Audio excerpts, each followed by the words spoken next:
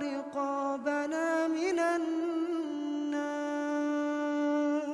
ورقاب أزواجنا من النار ورقاب آبائنا وأزواجنا وذرياتنا. Ma'asyiral muslimin wal muslimat rahimani wa rahimakumullah. Alhamdulillah, di malam ini kembali bisa duduk untuk bertalabul ilmi di Masjid Nidaul Ilmi. Salawat dan juga salam kita hadiahkan kepada Rasul kita Nabi besar Muhammad sallallahu alaihi wa ala alihi wasallam. Tema di malam hari ini kita akan membahas tentang fenomena fitnah-fitnah di akhir zaman dan bagaimana caranya kita menghindar dari fitnah-fitnah akhir zaman ini. Ma'asyiral muslimin wal muslimat, a'azzani Allah wa iyyakum.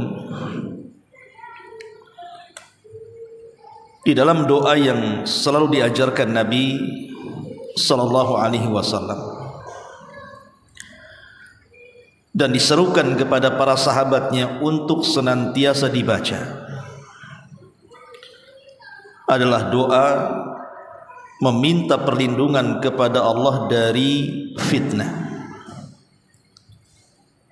Sebagaimana diriwayatkan dalam Sahih Muslim, Nabi SAW kemudian mengajarkan doa, Allahumma inna na'udzubika minal fitani ma dhahara minha wa ma batan.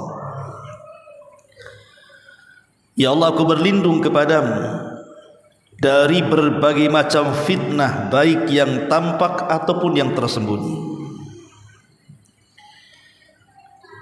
Ketika Nabi SAW berdoa dengan doa ini dan menganjurkan para sahabat dan umatnya untuk berdoa dengan doa ini, yaitu doa perlindungan dari fitnah, menunjukkan bahwa fitnah ini sesuatu yang memiliki dampak buruk, baik dalam kehidupan dunia ataupun akhirat.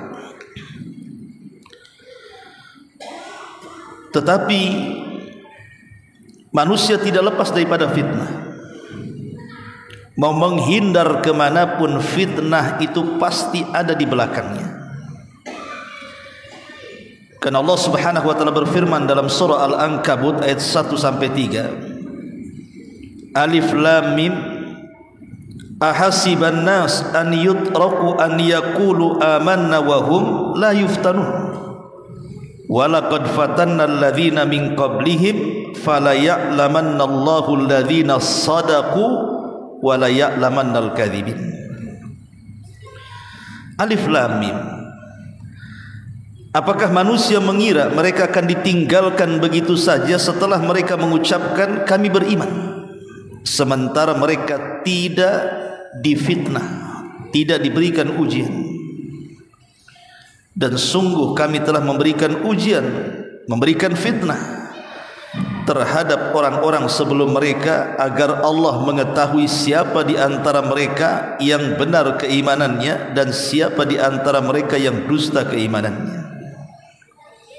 Jadi manusia itu pasti akan dihadapkan dengan fitnah. Nabi SAW mengatakan dalam hadis Muslim,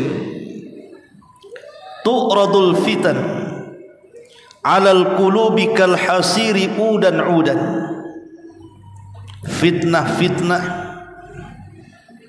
akan menempel dalam hati-hati manusia sedikit demi sedikit seperti tenunan helaian tikar.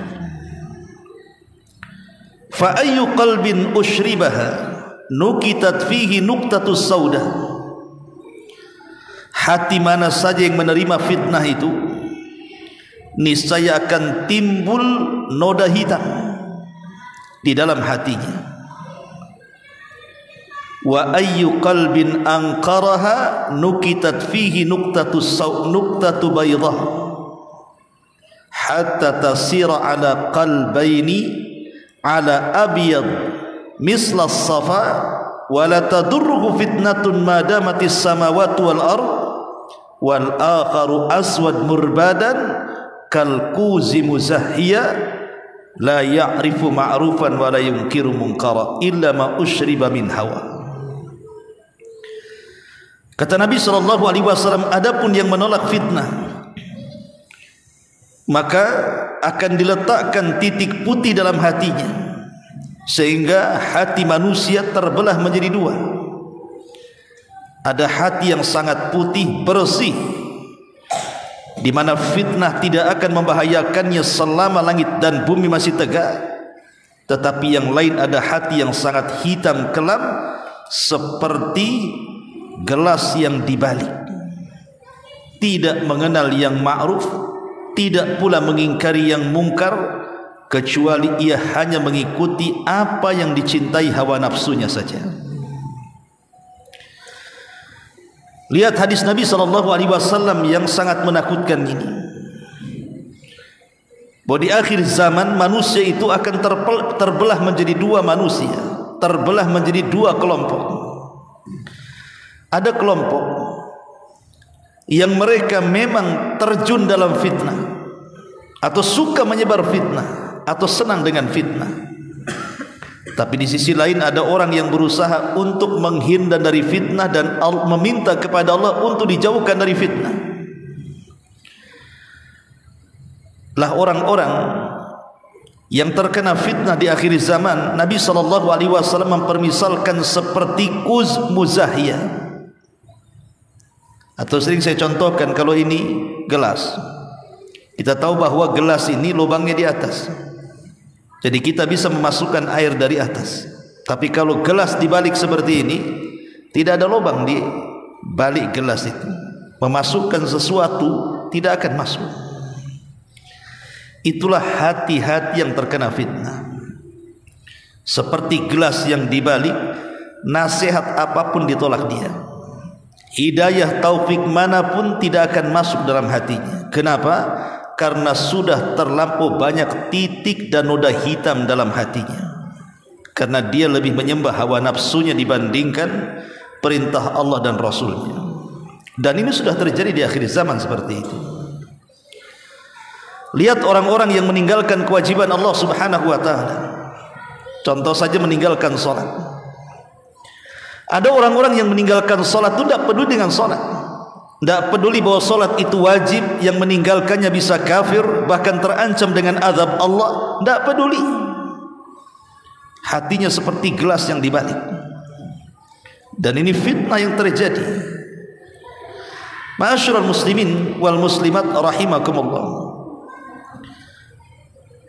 Bahkan Nabi SAW mengatakan dalam hadis Muslim yang lainnya, dari hadis Abdullah ibn Amr radhiyallahu anhu, anna Nabiy sallallahu alaihi wasallam yaqul, inna ummatakum hadhihi ju'ila afiyatuha fi awwaliha wa yusibu akhiraha bala'un wa umurun tunkirunaha wa taji'u fitanun yurakkiku ba'duha ba'dha wa taji'ul fitnatu fayaqulul mu'min hadhihi mahlakati thumma tankashifu thumma taji'ul fitnatu fayaqul hadhihi faman ahabba an yuzahziha 'anil nar wa yudkhilal jannah falyatihi maniyatuhu wa huwa yu'minu billahi wal yawmil akhir wal ya'ti ilan nas alladhi yuhibbu an yu'ta ilaihi. Kata Nabi SAW, umatku yang sempurna dan yang selamat adalah angkatan yang pertama-tama. Siapa mereka? Para sahabat, ya. Kemudian sesudah itu akan ditimpa berbagai macam cobaan berupa hal-hal yang tidak disenangi.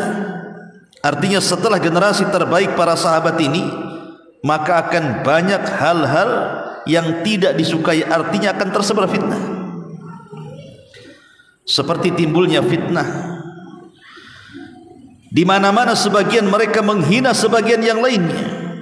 Oleh karena itu timbullah bencana. Orang-orang mukmin berkata, inilah kiranya yang membinasakan diriku. Setelah hilang bencana tersebut, timbul fitnah bencana yang lain. Dan orang mukmin berkata, ini dan itu.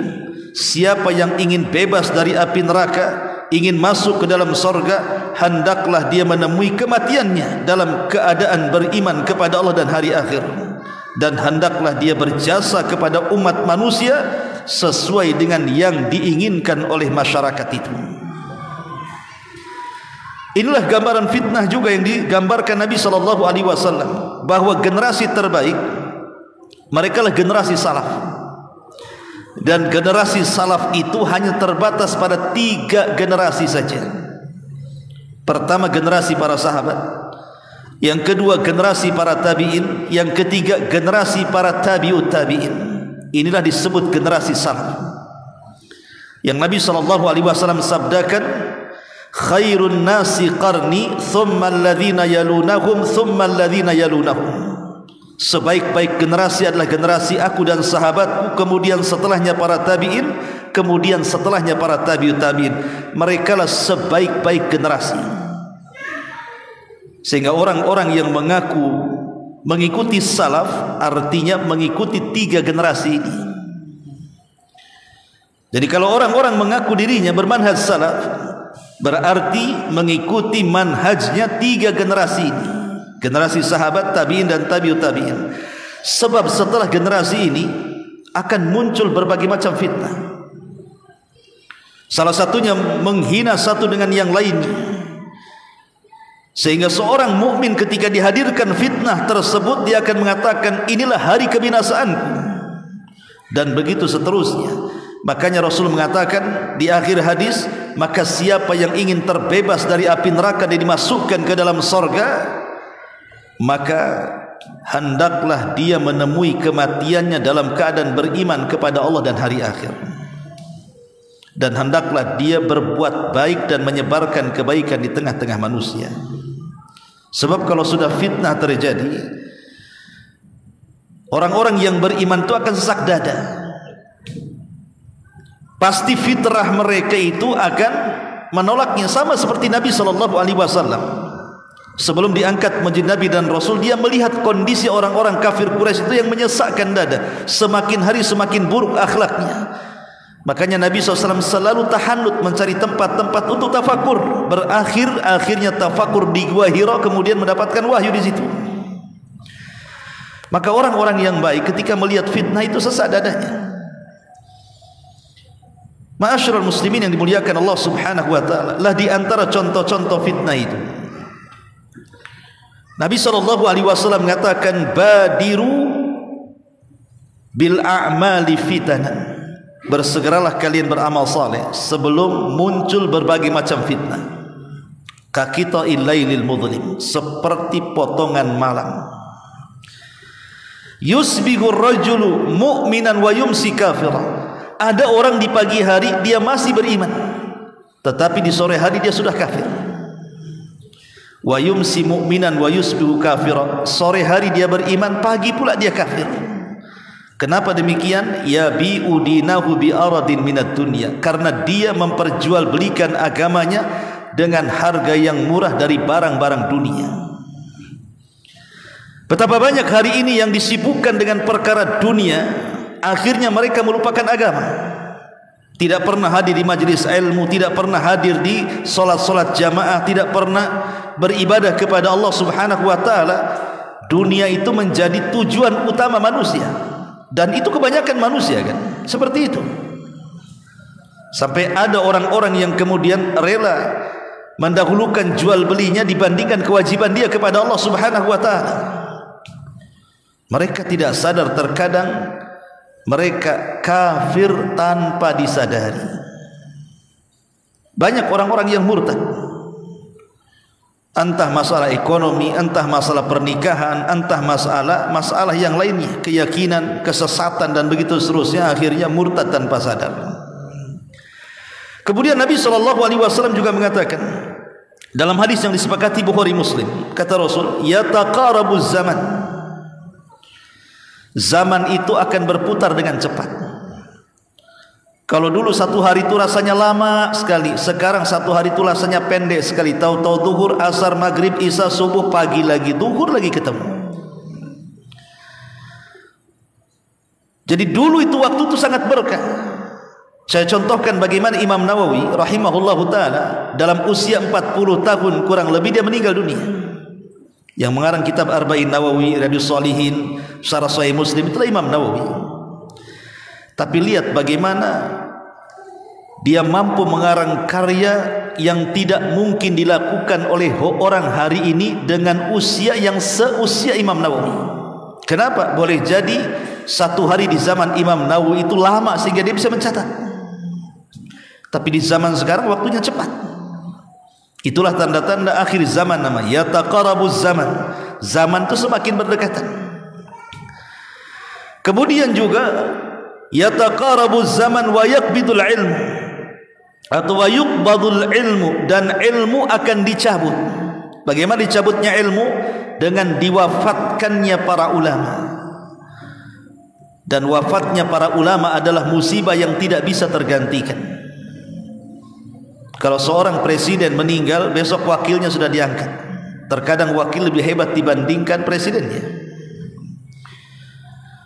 Kalau ada orang kaya meninggal, besok datang orang kaya yang jauh lebih kaya lagi. Dalam urusan dunia, manusia bisa mewakilkan yang lainnya. Tapi dalam urusan keulamaan, jarang sekali kalau ada seorang ulama meninggal, ada penggantinya yang lebih alim daripada sebelumnya. Siapa hari ini yang bisa menggantikan Imam Syafi'i? Tidak ada. Siapa yang bisa menggantikan Imam Ahmad, Imam Malik, Abu Hanifah? Tidak ada. Atau ulama-ulama kontemporer, siapa yang bisa menggantikan Syekh Albani? Tidak ada. Yang menggantikan Syekh bin Baz, Syekh Utsaimin, dan masyayikh yang lainnya. Ini menunjukkan bahwa Rasul mengatakan mautul alim musibatun la tujbar. Kematian orang alim itu musibah yang tidak bisa digantikan. Dan itu bagian daripada fitnah, diangkatnya ilmu. Wa tadhharul fitan, dan muncul berbagai macam fitnah. Nanti kita bahas tersendiri masalah fitnah, apa sumbernya dan bagaimana fenomenanya. Kemudian wa yulqasyuh, ditanamkan di dada-dada hati kaum muslimin kekikiran yang luar biasa. Sudah malas zakat, malas sedekah, malas berbuat baik. Wa yakthurul haraj, dan banyaknya haraj. Qalu ya Rasulullah, wa mal haraj? Rasul, apa itu haraj? Kata para sahabat. Maka Rasul mengatakan al haraj al qatlu, pembunuhan demi pembunuhan. Hari ini kita lihat nyawa itu tidak berharga lagi kan? Betapa banyak orang-orang yang dibunuh dengan cara sadis hari ini.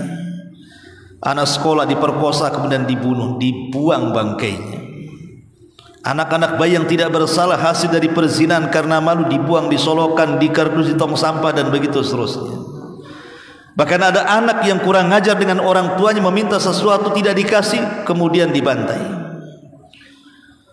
Ada seorang suami cemburu, padahal istrinya sudah diceraikan, ketika menikah lagi dibantai pula suami yang barunya. Setiap hari kita disuguhkan dengan pembunuhan demi pembunuhan. Perang antar geng, perang antar geng motor, perang antara ahli waris, macam-macam di dunia ini. Yang kita tidak pernah terpikir dulu, sekarang terbayang luar biasa karena ada di hadapan mata. Setiap hari itu pembunuhan itu terjadi. Kadang-kadang pembunuhan itu masalahnya masalah sepele. Orang ditagih hutangnya, yang berhutang pula bunuh yang ngasih hutang. Terbalik. Nah ini terjadi, ini namanya haraj namanya. Belum lagi perang saudara satu dengan yang lainnya. Dan itu bagian daripada fitnah yang berlaku di akhir zaman.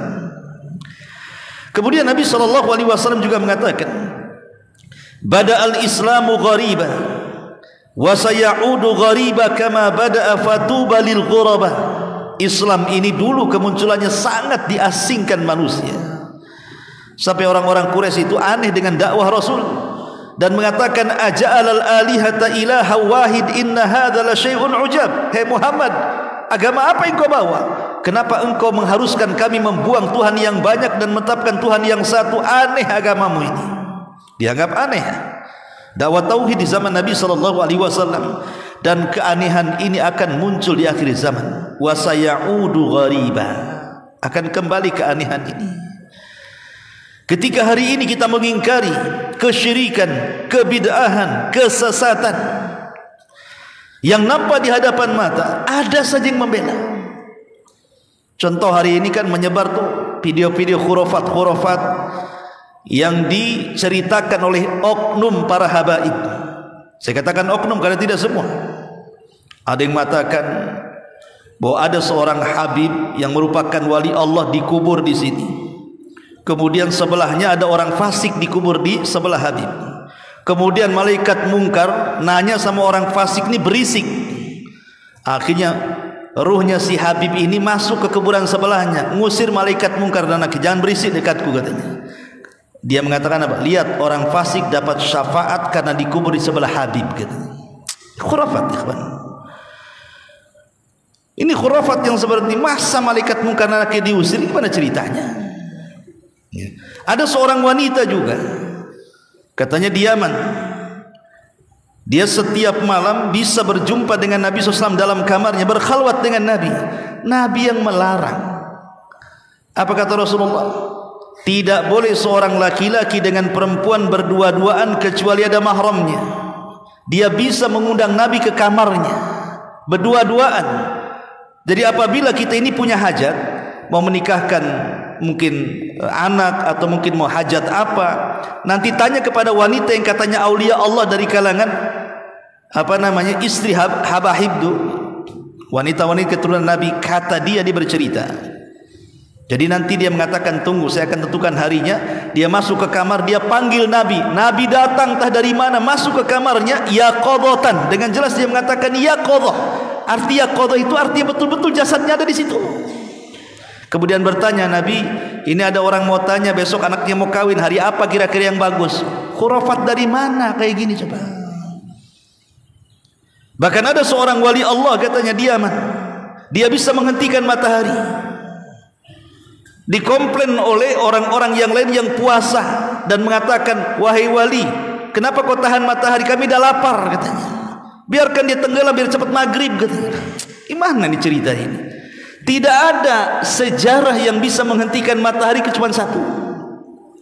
Siapa? Yusha ibn Nun, seorang nabi. Iya, memang ada kisahnya sahih. Ketika Yusha ibn Nun membuka kota Palestina, kemudian terjadi perang hebat, sementara besok sudah masuk hari Sabtu. Sementara bagi orang-orang Yahudi hari Sabtu itu hari sakral, tidak boleh perang.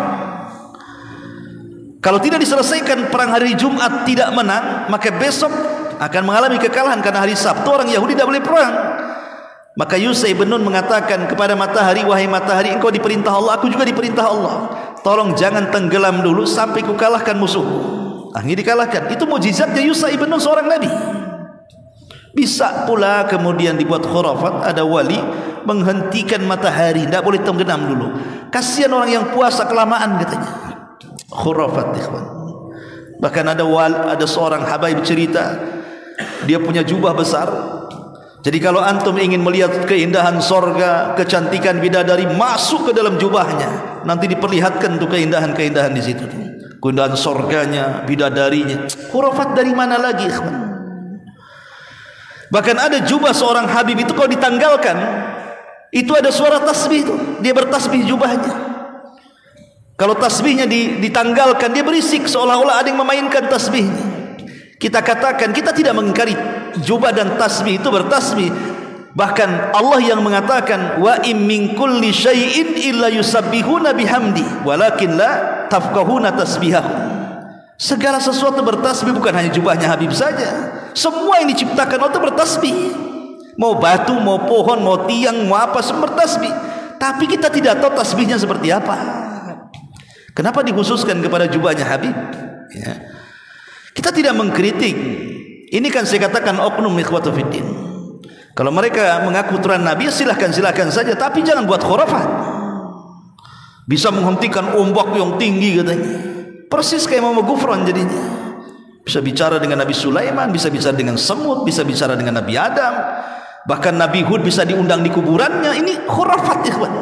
Ini fitnah sebenarnya. Bahkan sampai ke taraf syirik.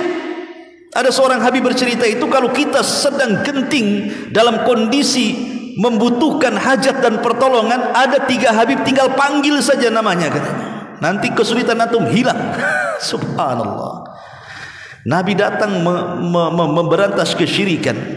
Ini orang yang konon mengaku keturunan Nabi yang harusnya ikut memberantas kesyirikan sebagaimana kakek buyut mereka, malah menciptakan pula kesyirikan. Lala yang seperti ini, ikhwatu fiddin, muliakan Allah Azza wa Jalla, ini keasingan Islam. Ini kalau kita bantah seperti ini, mereka enggak terima. Dan mereka mengatakan itu kan karamah. Kita tidak mengingkari karamah. Memang karamah itu ada keanehan-keanehan yang dimiliki para nabi seperti irhasat dan mukjizat. Ada yang keanehan diberikan kepada para wali disebut karamah atau ma'unah. Ada yang diberikan keanehan kepada tukang-tukang sihir, bomo dan semacamnya seperti sihir dan yang semacamnya. Kita tidak mengingkari keajaiban ini, tapi karamah itu jangan kemudian dibawa kepada khurafat. Kita kenal para wali-wali yang betul-betul mereka wali, dikisahkan bagaimana karamah mereka. Seperti umpamanya di zaman Nabi SAW ada seorang sahabat namanya siapa? Yang mengislamkan Abu Hurairah dari kabilah Daus itu, Tufail ibn Amr ad-Dausi. Tufail ibn Amr ad-Dausi.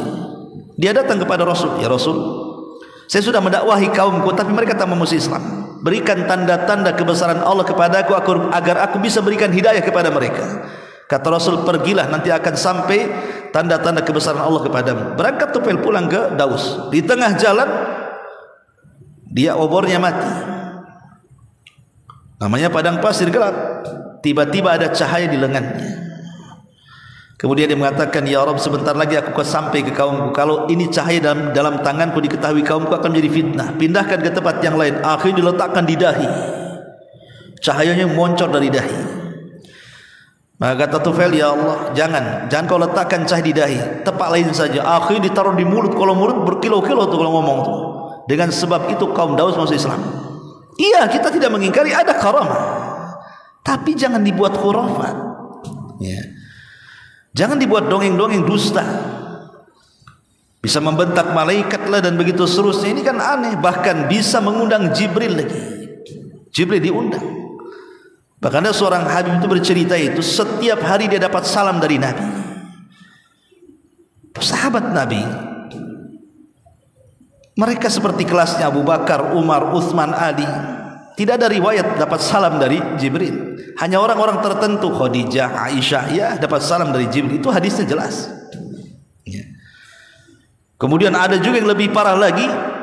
Tidak mungkin orang itu bermimpi berjumpa dengan Rasul kecuali harus punya kekuatan 40 kuda. Dari mana coba riwayatnya? Kalau tidak maka dia akan hancur, katanya. Ini khurafat-khurafat yang dibuat-buat, ikhwatu fiddin yang muliakan. Itulah keasingan Islam. Wa sayaudu ghariba kama bada.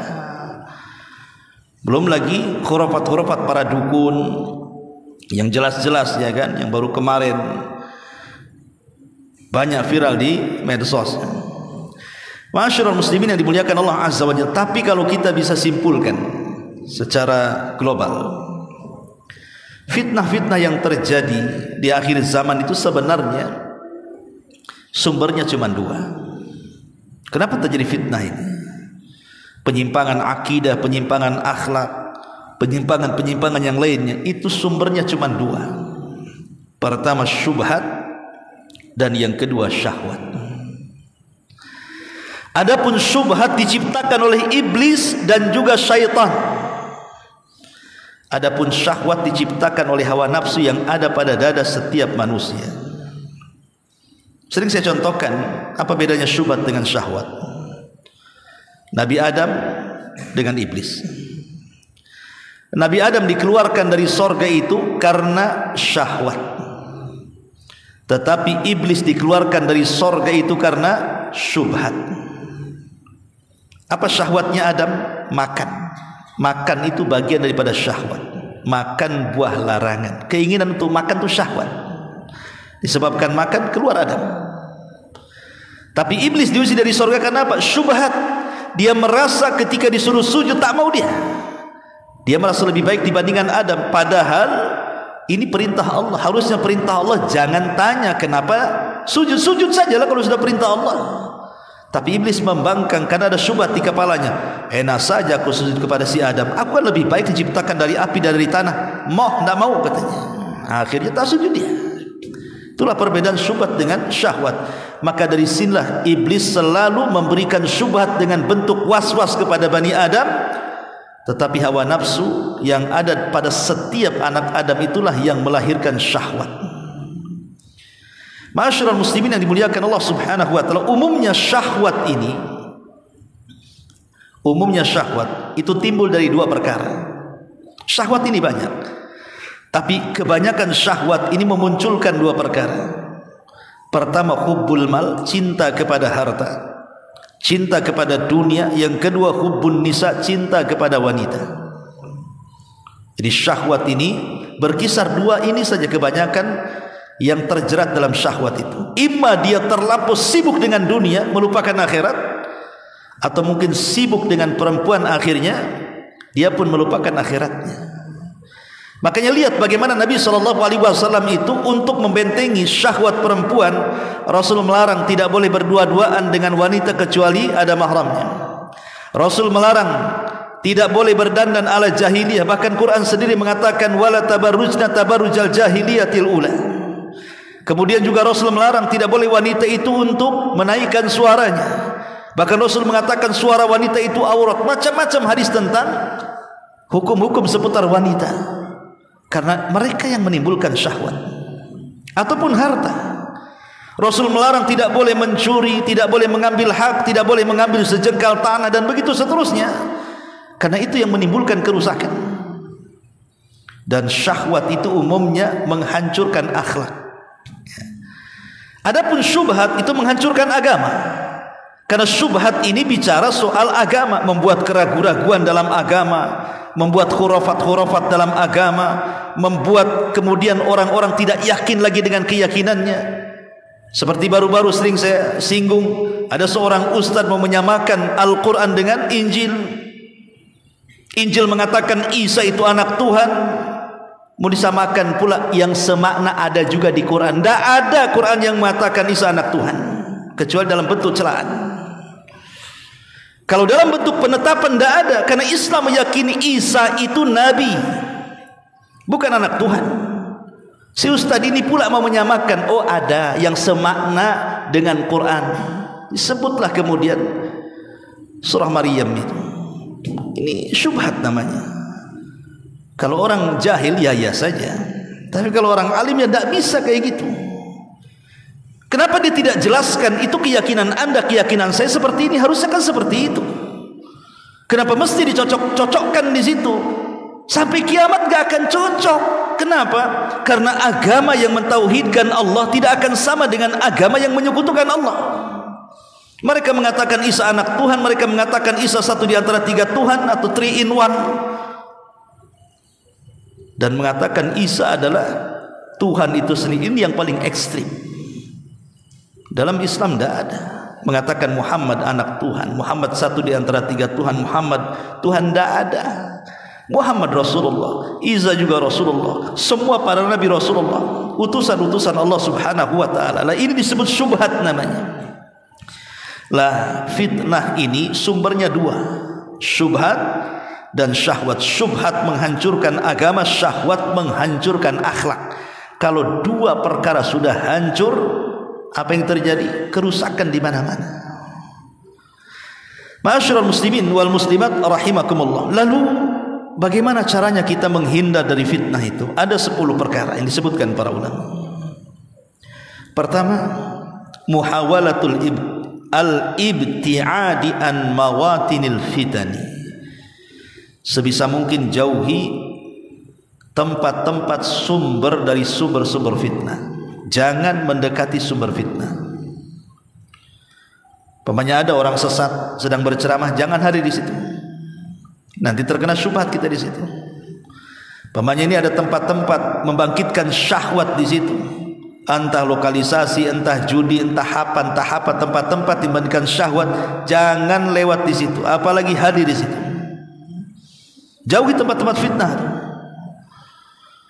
Ada orang yang sedang bergibah, jauhi. Ada yang sedang berngadu domba, jauhi. Pokoknya tempat-tempat yang menimbulkan fitnah, jauhi.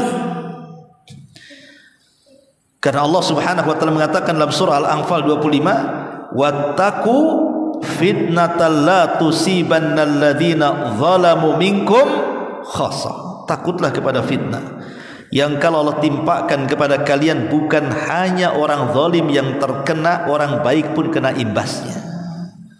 Lihat kalau azab Allah sudah turun, apakah semua orang zalim yang mati? Tidak. Terkadang rumahnya orang baik juga kena juga, nyawanya orang baik kena juga, padahal yang maksiat bukan dia. Maka jauhi tempat-tempat fitnah. Lihat bagaimana Nabi melarang tidak boleh lewat di tempat yang pernah diadab. Yang pernah diadab saja tidak boleh kita itu singgah di situ. Makanya di Saudi itu ada tempat penghancuran Abraha pada kisah Sabul Fil, itu namanya Wadin Muhassir. Wadin Muhassir itu lembah Muhassir. Biasanya orang yang sedang manasik haji lewat di situ. Oleh Rasul disuruh mempercepat jalannya. Jangan singgah di situ. Karena itu tempat azab masalahnya. Pernah diazab di situ, Abraha pernah dihancurkan. Ini enggak, banyak di antara orang-orang itu justru touring dia ke tempat-tempat yang diazab.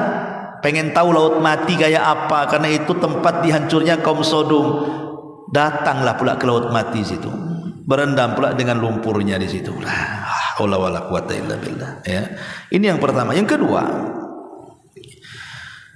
al-i'tisam bil kitabi was sunnah. Kalau ingin terhindar dari fitnah, pegang Al-Quran dan Sunnah. Karena hanya dengan itu kita akan selamat. Taraktu fikum amrayni lan tadillu ma tamassaktum bihima kitaballahi wa sunnati. Kutinggalkan kepada kalian dua perkara. Kalian tidak mungkin sesat selamanya selama kalian memegang keduanya, Al-Quran dan Sunnah. Pegang Quran dan Sunnah sekuat mungkin. Itulah yang bisa menghindarkan kita dari syubhat dan syahwat. Itulah yang bisa menghindarkan dari segala macam fitnah. Kemudian yang ketiga, an yalzamal muslim halal fitani jama'atal muslimin. Ketika terjadi fitnah, menyatulah dengan jamaah kaum muslimin, artinya dengan pemerintah. Karena ketika terjadi pemberontakan, itu kan bagian dari fitnah juga pemberontakan itu. Kenapa fitnah? Karena dengan pemberontakan itu nyaris tidak selamat dari jiwa manusia. Kalau sudah terjadi pemberontakan, itu pasti akan ada jiwa-jiwa yang melayang. Lihat negara-negara yang memberontak, kemudian meminta presidennya turun, kan? Akhirnya kerusuhan di mana-mana. Itu fitnah. Akhirnya fasilitas-fasilitas negara hancur, jiwa-jiwa melayang, kemudian orang saling serang. Tidak bisa ikhwan, karena begini logikanya. Jangankan cerita pemberontakan, demonstrasi saja. Pamannya saya ini ketua demo, ketua korlap. Ketika damai-damai saja, saya bisa orasi.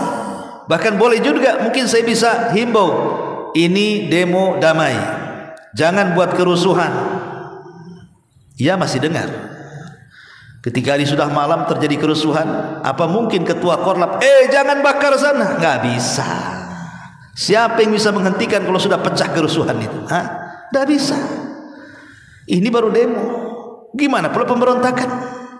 Ya. Maka ini bagian dari fitnah, nyawa melayang. Memang mungkin satu sisi itu penguasa zalim harus diturunkan, tapi sisi lain ada madarat yang jauh lebih besar dibandingkan manfaatnya. Lihat Imam Ahmad, kurang apa masanya Imam Ahmad di Baghdad itu? Di masa kekhalifahan Mu'tasim, kemudian Mutawakil sampai Al-Wathiq itu. Sampai ketika Khalifah Mu'tasim, Imam Ahmad kan dipenjara, dicambuk habis-habisan. Datang muridnya mengatakan, ya Imam, sebaiknya kau nyerah saja. Katakan Al-Quran makhluk, kau akan keluar. Lihat tuh orang-orang tuh di luar tuh sudah memegang pena dan buku, siap menulis bahwa engkau mengatakan Quran makhluk, kau akan bebas. Tapi Imam mengatakan tidak. Apakah harus menyesatkan semua orang sebanyak itu? Kemudian muridnya mengompori Imam, kalau begitu kita berontak ya Imam, murid engkau ribuan di Baghdad ini, kita bisa gulingkan pemerintah Mu'tasim. Apa kata Imam Ahmad? La ad-dima ud-dima, jangan, ini tempat darah namanya. Kalau sudah pemberontakan pasti akan darah menyecer di situ. Imam Ahmad melarang. Bahkan dia mengatakan, lau kana li da'watun mustajab la da'autul Mu'tasim. Kalau aku punya doa yang diijabah Allah, ku doakan Khalifah Mu'tasim dengan kebaikan itu. Maka dalam tempat-tempat fitnah ini, merapatlah kepada jamaah kaum muslimin, artinya kepada pemerintah. Kemudian yang keempat, ya, as-sabr, bersabar ketika menghadapi fitnah. Nabi SAW mengatakan, inna min waraikum ayyama sabri lil mutamassiki fihinna yawma idzin bima antum alaihi ajru 50 minkum. Qalu ya Nabi Allah, aw minhum? Qala bal minkum. Rawahu Tabrani wa sahahahu Albani fi silsilati sahihah. Kata Rasul, kelak akan datang zamannya di mana kalian akan menghadapi hari-hari kesabaran, di mana orang-orang yang memegang sunnah Nabi SAW pada hari itu seperti memegang bara api.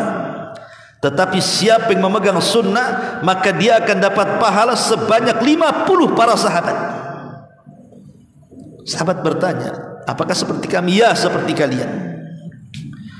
Dan kita lihat sabda Nabi SAW ini sudah menjadi sebuah kenyataan. Islam sudah mulai diasingkan, sunnah sudah mulai tidak diacuhkan, bahkan orang yang menghidupkannya diolok-olokkan, dan begitu seterusnya. Makin berat. Bahkan baru sunnah kecil dilakukan saja, mungkin baru antum yang baru hijrah mengangkat kain di atas mata kaki, wah sudah heboh. Ada wanita bercadar di desa, oh sudah diusir. Ini ajaran apa ini? Itu baru segi penampilan, belum lagi meluruskan pemahaman dan keyakinan. Berapa banyak kemudian masjid-masjid di demo, pengajian-pengajian dibubarkan, dan itu terjadi. Bukan isapan jempol, memang itu terjadi. Pengajian di mana-mana dibubarkan, padahal mereka sedang mengajak manusia ke jalan Allah, kepada sunnah Rasulullah. Di sisi lain gereja pula dijaga, di sisi lain pula umat-umat di luar Islam datang dihormati, padahal sesama kaum muslimin harusnya lebih hormat. Okelah kalau memang ada perbedaan, tapi selama rukun Islamnya sama, rukun imannya sama, apa masalahnya? Sementara orang kafir yang sudah jelas-jelas tidak rukun Islamnya sama dengan kita, rukun imannya berbeda dengan kita, kenapa lebih dimuliakan? Dengan alasan toleransi, harusnya itu diberikan kepada kaum muslimin. Ma'asyiral muslimin yang dimuliakan Allah Subhanahu wa taala, maka ini sudah terjadi hari-hari kesabaran ini. Ya. Ma'asyiral muslimin, kemudian yang kelima, ar-ruju' ilal ulama'ir rabbaniyin as-sadiqin ahlu al-basirati wan nadhar fi maqasidis syariati wa ma'alatil umuri. Di zaman fitnah itu antum harus mendekat kepada para ulama, kepada tokoh-tokoh agama yang rabbani, betul-betul mengajarkan ajaran Rabb Allah Subhanahu wa taala, yang menyampaikan sunnah Nabi SAW, merapat kepada mereka. Karena Allah yang mengatakan dalam surah An-Nisa 83, wa idza ja'ahum amrun minal amni awil khaufi ada'u bih walau radduhu ila ar-rasul wa ila ulil amri minhum la'alimahu alladhina yastanbituna minhum walaula fadlullahi alaikum wa rahmatuhu lattaba'tumus syaitana illa qalila. Apabila datang kepada mereka satu berita tentang keamanan ataupun kemenangan ataupun ketakutan ataupun kekalahan, mereka menyebarluaskannya. Padahal seandainya mereka menyerahkan kepada Rasul dan ulil amri, pemegang kekuasaan di antara mereka, itulah orang-orang yang ingin mengetahui kebenaran akan dapat mengetahui secara resmi dari mereka, Rasul ataupun ulil amri, tentang beritanya. Sekiranya bukan karena karunia dan rahmat Allah kepadamu, tentulah engkau mengikuti setan kecuali sebagian kecil dari mereka. Begini di masyarakat kita ini, kadang-kadang ada berita langsung heboh. Jadi ada satu berita itu langsung heboh, seperti dulu umpamanya ketika COVID, ya, ketika kemunculan bintang Suraya, maka akan menghilangkan COVID. Dengan bintangnya muncul bintang Suraya akan menghilangkan COVID. Padahal riwayat itu bercerita tentang hama yang ada di kota Madinah. Tapi kemudian hadis itu dibawa kepada wabah COVID di negeri kita ini. Wah, digembar-gemborkan hadis itu. Akhirnya masyarakat heboh kan zaman itu. Padahal kalau seandainya ditanyakan kepada para ulama tentang hadis itu dan kaitannya dengan COVID-19 dulu, ternyata nggak ada apa-apa. Kenapa buat heboh? Belum lagi ada dentuman dulu, heboh satu Indonesia. Belum lagi ada nanti Ramadan akan terjadi asap yang pekat di langit, dan itu menandakan awal dari tanda kiamat besar. Ternyata Ramadan lewat, tak ada pula kiamat. Ini kalau berita-berita ini langsung disebar kemana-mana, kacau manusia. Sampai ada di Tiban Kampung itu, Mas Agus tuh cerita sama saya semalam, Ustaz, kenapa nggak boleh tidur sama istri saya, katanya. Kenapa? Dia tengok di YouTube, ini nanti malam akan ada asap, katanya. Dari mana, Dek? Ini di YouTube akan ada asap, ini tanda kiamat. Jangan tidur kau, nanti kena kiamat, katanya. Gak tidur dia sampai subuh. Orang awam. La haula wala quwata illa billah. Masyarul muslimin yang dimuliakan Allah Azza wa Jalla, sampai seperti itu karena tidak dikembalikan kepada ulama, akhirnya buat heboh. Akhirnya jadi berita hoax di mana-mana. Itu sudah salah pun tak minta maaf juga kan gitu. Buat lagi kemudian berita-berita heboh. Masyarul muslimin yang dimuliakan Allah Subhanahu wa taala. Ini yang kelima. Yang keenam, taqwallahi fi sirri wal alan. Bertakwalah kepada Allah, baik dalam terang-terangan ataupun dalam sembunyi-sembunyi. Karena Allah Subhanahu wa taala mengatakan, "Wa man yattaqillah yaj'al lahu min amrihi yusra." Siapa yang bertakwa kepada Allah, Allah jadikan perkaranya mudah. Dalam ayat yang lain, "Wa man yattaqillah yaj'al lahu makhraja." Siapa yang bertakwa, Allah kasih jalan keluarnya. Dan begitu seterusnya. Takwa itu bisa melepaskan kita dari fitnah. Kemudian yang nomor 7 adalah kasratul ibadah. Di saat fitnah banyak di mana-mana, syubhat di mana-mana, syahwat di mana-mana, perbanyak ibadah. Karena pahalanya besar. Rasul mengatakan, al-ibadatu fil haraji kal hijrati ilayya. Ibadah di waktu terbanyaknya fitnah, itu hukumnya sama dengan hijrah kepada aku, kata Rasul. Subhanallah. Kenapa demikian? Al-Imam Al-Qurtubi rahimahullahu ta'ala, sebagaimana Nabi SAW ketika hijrah dari Mekah ke Madinah, tujuannya apa? Menjaga agama agar tidak dirusak oleh orang-orang musyrik, maka diperintahkan hijrah dari Mekah ke Mekah ke Madinah supaya dijaga agamanya. Sebab kalau terus menetap di Mekah, maka akan terus agama Islam itu akan diintimidasi. Boleh jadi kemudian lama-lama akan habis kan gitu. Maka untuk mempertahankan agama, Rasul hijrah. Maka ibadah di waktu terjadi banyak fitnah itu seperti itu. Kita keluar dari fitnah manusia, kita fokus beribadah kepada Allah Subhanahu wa taala. Makanya ibadah di waktu fitnah sama dengan hijrah kepada Nabi sallallahu alaihi wasallam. Kemudian juga yang nomor 8, tidak mudah menyebarkan berita di medsos. Adamul isya'ati fi tawasulil internet. Artinya tidak boleh, sebisa mungkin jangan mudah menyebarkan berita-berita hoax. Hari ini musibah terbesar dalam kehidupan kita itu adalah handphone. Tidak anak tidak orang besar, tidak laki-laki, tidak perempuan, tidak yang muda, tidak yang tua, sama terkena fitnah handphone ini. Dengan berbagai macam aplikasinya, dengan YouTube-nya, dengan Facebook-nya, dengan Instagram-nya, dengan TikTok-nya, dengan WeChat-nya, dengan macam-macam istilahnya di situ. Semua disibukkan dengan perkara itu. Ada hari-hari yang setiap hari menonton sinetron bergelombang-gelombang, berseri-seri, pagi, siang, sore, drakor. Ada yang sibuk melihat berita politik itu saja. Besok temanya apa? Temanya apa? Pada itu berita hoax sebenarnya. Ada yang suka kemudian melihat berita-berita kasus-kasus pembunuhan dan begitu seterusnya. Ada yang macam-macam lah. Ada yang musik aja. Ada yang cari orang yang lawakan aja. Macam-macam lah orang dengan handphone hari ini. Ikhwat fillah melakukan Allah Azza wa Jalla. Saya contohkan 3 peristiwa di zaman Nabi. Pertama, peristiwa perang Uhud. Kenapa perang Uhud itu kalah? Pertama, karena takdir dari Allah memang sudah kalah. Yang kedua, tapi ada sebabnya. Salah satu sebab kekalahan perang Uhud selain daripada para pemanah yang turun ke bawah, karena disebarnya isu terbunuhnya Nabi SAW. Padahal yang terbunuh itu Mus'ab ibn Umar, karena kalau Mus'ab bin Umar dengan Rasul itu menggunakan baju besi itu perawakannya hampir mirip.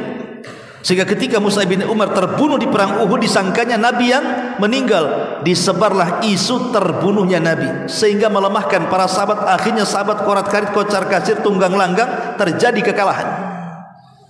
Akibat menyebarkan berita hoax, terjadi kekalahan perang. Satu. Yang kedua, ketika para sahabat hijrah pertama kali ke Ethiopia, Raja Najasyi atau Ashama ibn Abjur hijrah beberapa orang, tidak banyak, ke Ethiopia. Sampai di Ethiopia mendengar bahwa penduduk Mekah masuk Islam dengan turunnya surah An-Najm. Ketika mereka sujud, rupanya tidak benar, mereka pulang. Sudah senang nih orang-orang yang hijrah di Habasyah ini, pulang ke Mekah, rupanya berita hoax. Akhirnya mereka dapat siksaan lagi. Kemudian hijrah lagi 2 kali ke Ethiopia. Lihat, gara-gara berita hoax. Dampaknya seperti itu, penyiksaan kembali terulang.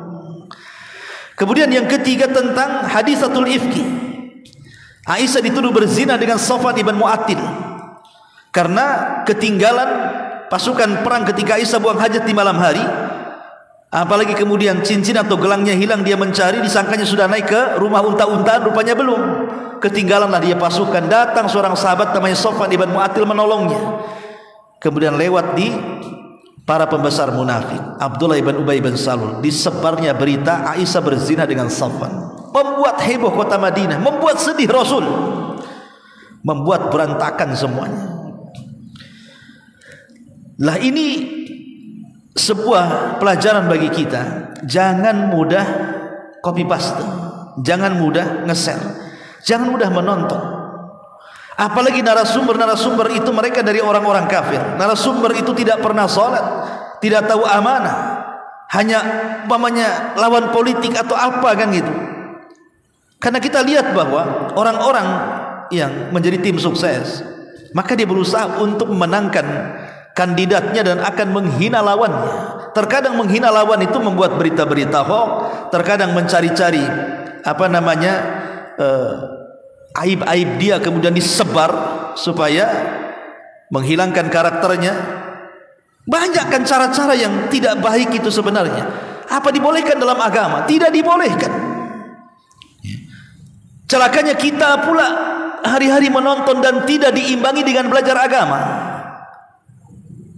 99% nonton itu, 1% pula baca zikir itu. Ini kan masalah kalau sudah seperti ini. Nah ini fitnah. Ya. Ini yang nomor 8. Yang nomor 9, nasrul khairi bainan nas, sebarkan kebaikan di tengah-tengah manusia. Sebagaimana tadi hadis Rasul mengatakan, faman ahabba an yuzahziha anin nar wa yudkhilal jannah falta'tihi maniyatuhu wa huwa yu'minu billahi wal yawmil akhir wal ya'ti ilan nas alladhi yuhibbu an yu'ta ilaihi. Barang siapa yang mencintai dijauhkan dari neraka dan dimasukkan ke dalam surga, maka berangan-anganlah kematiannya dalam keadaan dia beriman kepada Allah dan hari akhir, dan datanglah dia kepada manusia sesuai dengan yang manusia cintai. Artinya sebar kebaikan di tengah-tengah mereka. Di tengah fitnah itu sebarkan kebaikan. Ketika manusia mengeser berita-berita hoax, antum sebarkan agama di situ. Ketika manusia main TikTok dengan aurat-auratnya, dengan joget-jogetnya, dengan nyanyian-nyanyiannya, antum sebarkan hadis Nabi di tengah-tengah mereka. Ketika manusia menyebarkan syahwat, antum sebarkan agama. Masalahnya subscribe-nya gak naik-naik Ustaz. Itu orang mancing bisa 1 juta subscribe-nya Ustaz. Jangan, yang nilai itu bukan subscriber. Yang nilai pahala itu bukan mereka, Allah Subhanahu wa ta'ala. Mau 1, mau 2, mau 3 penonton tidak masalah. Itu jadi amal jariah kita setelah kematian kita. Dan ketika beramal itu jangan terlampau mengharap ucapan syukran jazakallah khairan atau doa orang-orang yang kita berbuat baik kepadanya. Aisyah radhiyallahu anha Itu kalau dia sedekah, dia tidak mau mendengar ucapan syukran dari orang yang disedekahinya. Jadi kalau sedekah kasih langsung tutup pintu. Itu Aisyah radhiyallahu anha. Dia tidak mau mempengaruhi hatinya. Kalau sekarang ditunggu tuh, berterima kasih enggak dia? Awas kalau enggak katanya. Kemarin 1 juta saya kasih 10.000 dia kalau enggak mendoakan saya. Anda bersedekah karena apa kan begitu? Aisyah radhiyallahu anha tidak mau dia mendengar kalimat syukran jazakillah khairan itu. Sedekah tutup pintu. Itulah hati-hati orang-orang mulia kan, betul-betul ikhlas karena Allah Subhanahu wa taala. Makanya kenapa orang ria itu bukan hanya tersiksa di akhirat, di dunia saja sudah tersiksa. Ketika pujian manusia kepadanya pendek dan tidak panjang, disitulah terjadi penyesalan. Kenapa kalau pujiannya pendek saya harus nyumbang banyak-banyak katanya. Sikit aja lah, sebagaimana pujiannya sikitnya saya kasih sikit katanya. Itulah tersiksanya orang ria ya kawan. Ma'asyiral muslimin yang dimuliakan Allah Azza wa Jalla. Kemudian yang terakhir, tahsilul mal al halal wa tajannub al jasha'. Carilah harta yang baik, harta yang halal. Karena sumber fitnah itu salah satunya harta. Nabi SAW mengatakan, innallaha thayyibun la yaqbalu illa thayyiban. Wa innallaha amaral mu'minina bima amara bihil mursalin. Faqala Allah azza wa jalla, ya ayyuhar rusul kulu min thayyibati wa'malu salihan. Wa qala Allah azza wa jalla, ya ayyuhalladzina amanu kulu min thayyibati ma razaqnakum. Thumma dzakara ar-rajula ath'asha aghbar yamuddu yadayhi ila as-sama faqala ya rabbi wa mat'amuhu haramun wa malbasuhu haramun wa mat'amuhu haramun wa mashrabuhu haramun wa malbasuhu haramun wa ghudiya bil haram fa anna yustajabu lah.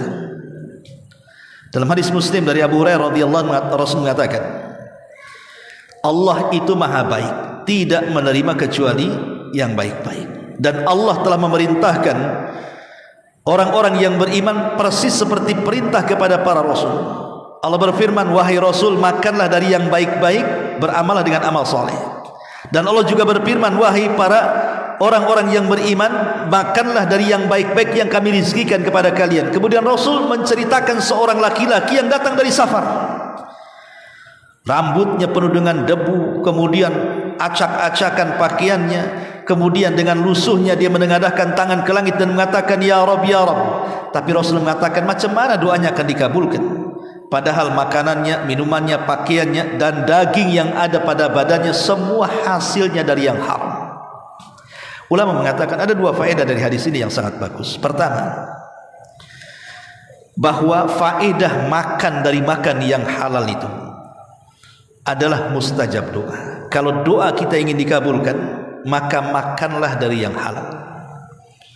Rasul mengatakan kepada Sa'ad bin Abi Waqqas, ya Sa'ad, atib mat'amaka takun mustajabatan di doa. Wahai Sa'ad, makan dari yang baik-baik, engkau akan menjadi manusia yang paling mustajab doanya. Subhanallah. Rasul tidak katakan kepada Sa'ad, Sa'ad, baik akan aku doakan, engkau akan menjadi orang yang paling mustajab doa. Karena kan Sa'ad yang meminta kepada Rasul, Rasul, doakan agar aku menjadi orang yang paling mustajab doa. Apa jawaban Rasul? Makan dari makanan yang baik. Rasul tidak mengatakan, oke, kalau begitu saya akan doakan, mudah-mudahan kau dijabah doa. Kenapa? Rasul tidak mau mengkhususkan kepada Sa'ad saja. Bahwa siapapun bisa menjadi mustajab doa, syaratnya makan dari yang baik. Itu yang pertama. Yang kedua, kalau kita punya keturunan, nanti ini yang muda-muda yang nanti akan menikah dan punya anak, yang sudah orang tua, ya pastilah sudah punya keturunan, pasti menginginkan keturunannya itu menjadi orang sukses. Pasti itu. Kalau baik, kalau bisa anak saya lebih hebat daripada bapaknya. Kalau bisa anak saya menjadi anak yang bermanfaat dunia dan akhiratnya, menjadi manfaat bagi bangsa, negara dan republik dan begitu seterusnya. Ingin jadi ini, jadi itu. Itu cita-cita orang tua kepada anak. Tapi tahu enggak rahasia cita-cita anak itu menjadi sukses sesuai keinginan orang tuanya? Itu terletak pada orang tua ngasih makan sama anaknya. Contoh, dahulu ada seorang abid ahli ibadah, orang soleh namanya Al-Mubarak. Mubarak ini orang saleh, dulunya budak dimerdekakan. Tapi dia ahli ibadah. Al-Mubarak ini bekerja di kebun delima. Setelah setahun lebih dia bekerja di situ. Dia tidak tahu majikannya yang mana satu. Satu hari kemudian datanglah majikan kebun itu. Lah kebetulan di hadapannya ada Mubarak. Maka dia mengatakan, wahai pekerja, ambilkan delima untukku. Ia bergegas karena yang merintahkan majikannya, dia cepat mengambil delima. Rupanya pas dicicipi, kecut pula delima itu. Kata majikannya, ambil yang lain. Kecut lagi, ambil yang lain. Kecut lagi, marah majikannya. Hei pekerja, apa engkau baru sebentar bekerja di sini? Kata Mubarak, sudah lama wahai Tuan. Kenapa kau tidak bisa membedakan mana delima yang kecut, mana delima yang manis? Kata Mubarak, wahai Tuan, macam mana aku bisa membedakan delima manis, delima kecut? Selama setahun lebih aku bekerja di kebunmu, aku hanya diperintah menjaga kebun, bukan memakan buah kebun. Aku tidak pernah memakan baik yang ditangkai ataupun yang jatuh. Aku berusaha tidak memakannya karena tidak ada perintah. Yang ada perintah jaga kebun. Itu yang kulaksanakan. Kalau sekarang kan enggak. Penjaga kebun yang pertama kali mencicipi sebelum pemilik kebun. Yang lebih parah, penjaga kebun panen, dia yang jual panennya, yang pemilik kebun bingung mana buahnya katanya. Ini yang parah lagi, ya. Ini yang kurang ajar penjaga kebun kayak gini nih. Jadi tajublah tuannya. Ada orang yang amanah, yang jujur. Siapa namamu? Mubarak. Mubarak besok datang ke rumah. Besoknya datang ke rumah majikan. Kata majikannya, Mubarak, aku punya anak gadis. Dia sudah layak menikah. Saya lihat di raut mukamu, kau orang baik, kau orang soleh. Saya ingin berdiskusi empat mata tentang jodoh anak gadisku. Kira-kira kalau anak gadisku ini menikah, seperti apa laki-laki yang berhak menikahinya? Maka Mubarak mengatakan, ya Tuan, orang Yahudi menikahi perempuan karena kecantikannya, orang Nasrani menikahi perempuan karena kekayaannya, tapi orang Islam menikahi perempuan karena akhlak, iman dan takwanya. Kata tuannya, oh gitu, dan saya tidak melihat akhlak, iman, takwa kecuali ada pada dirimu. Kawin kau dengan anakku, katanya. Masya Allah, mewarisi kebun delima. Nikah nih Mubarak dengan anak pemilik kebun delima ini. Dari pernikahannya lahir orang besar. Siapa yang tidak kenal Abdullah ibn Mubarak? Ulama dunia. Itu ulama dunia yang kelak akan menjadi orang kaya di Irak.